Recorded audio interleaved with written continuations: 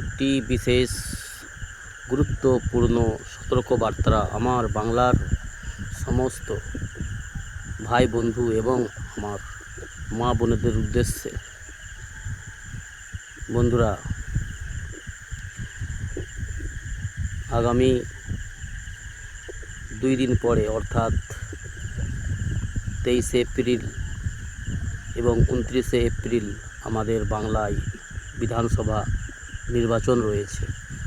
আমি অনুরোধ করব আমার বাংলাভাষী বন্ধুদের জন্য বিশেষভাবে, আমি আমার প্রিয় বাংলার ক্ষতি চাই না, আমার বাংলাভাষী বন্ধুদের মা বোনেদের ক্ষতি চাই না। অর্থাৎ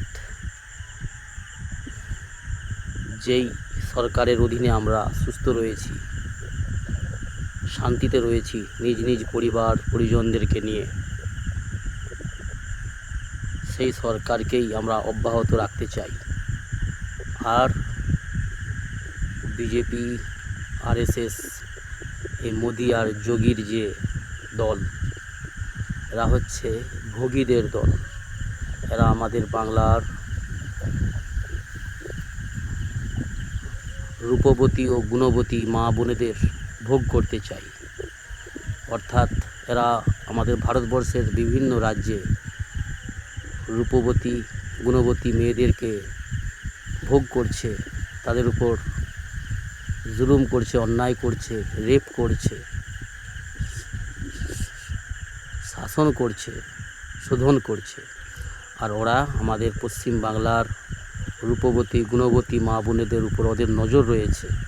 অর্থাৎ এই বাংলার মা বোনেদেরকে এরা কিভাবে লুটা যায়, কিভাবে এদেরকে ধর্ষণ করা যায়, এদেরকে ভোগ করা যায়, এই চিন্তা চেতনা ওদের মাথায় দীর্ঘদিন ধরে ঘুরে বেড়াচ্ছে। অনেক চেষ্টা প্রচেষ্টা করেছে, সফল হতে পারেনি। তো আমার বন্ধুরা, আপনারা সতর্ক থাকবেন, আগামীতেও এদেরকে সফল হতে দেবেন না।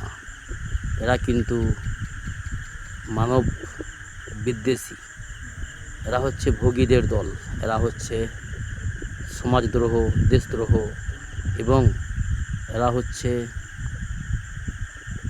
ইংরেজের একটি পরিচালিত একটি সংগঠন। অর্থাৎ আমি আমার সমস্ত মা বোনেদের উদ্দেশ্যে, আমার জাত ধর্ম নির্বিশেষে, আমার সমস্ত হিন্দু ভাই বোন মা এবং আমার মুসলিম মা বোন ভাইরা বন্ধুরা, সকলকে আমি সতর্ক করতে চাই, আগামী ইলেকশনেতে, আগামী নির্বাচনে কোনোভাবেই এদেরকে সফল হতে দেবেন না। নিজের মূল্যবান ভোট সঠিক জায়গায় প্রয়োগ করবেন।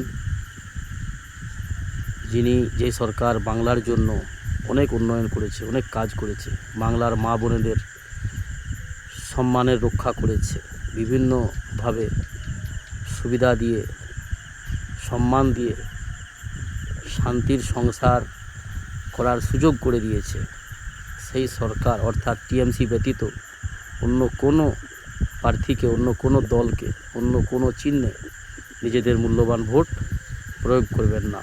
এটাই আপনাদের কাছে আমার অনুরোধ। সুস্থ থাকবেন, ভালো থাকবেন।